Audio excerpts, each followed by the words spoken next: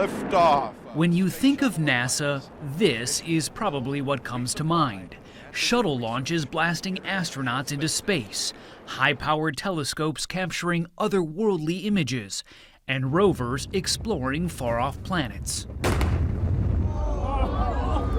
But with our own planet now undergoing dramatic and devastating changes, NASA is turning its eyes back towards Earth. NASA is the tip of the spear for climate change. Randy Friedel is Deputy Director of Earth Science at NASA's Jet Propulsion Laboratory in Pasadena, California.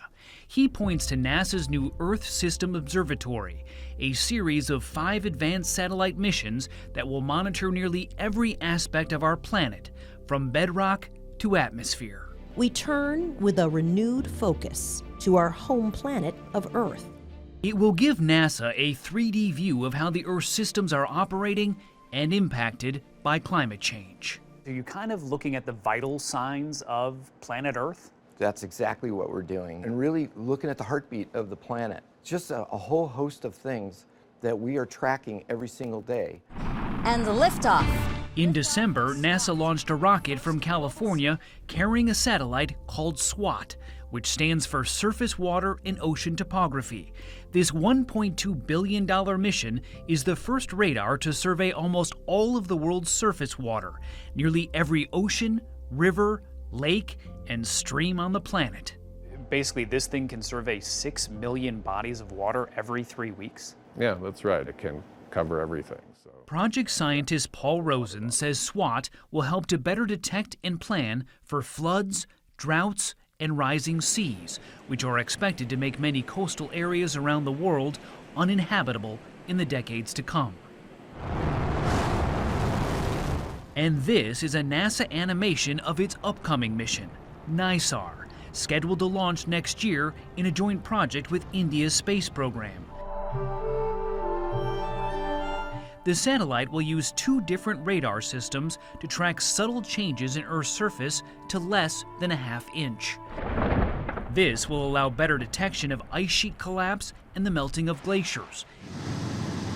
It will track deforestation, which contributes to global warming, and also monitor groundwater supplies and even soil moisture, which can help predict the risk of wildfires. So this is a pretty impressive piece of machinery. It's unprecedented, and we're covering all of the land and the ice-covered surfaces every 12 days twice, once when the satellite is going up towards the North Pole and once when it's coming down towards the South Pole. We had to suit up. That look all right? Good to go. Good to go? Yeah. All right. And get any dust particles blown off of us before they would let us in here. This is the big clean room, High Bay 2. NASA's so-called clean room, where they're testing Nysar's sensitive mechanics. This is it? Before shipping all of this over to India next month. Is this the most advanced radar NASA's ever put up into space? Yeah, I'd say by far it's the most advanced radar. And NASA plans to share the data from all of these missions with scientists and governments to better understand and adapt to climate change. So you've been working on this for more than 10 years.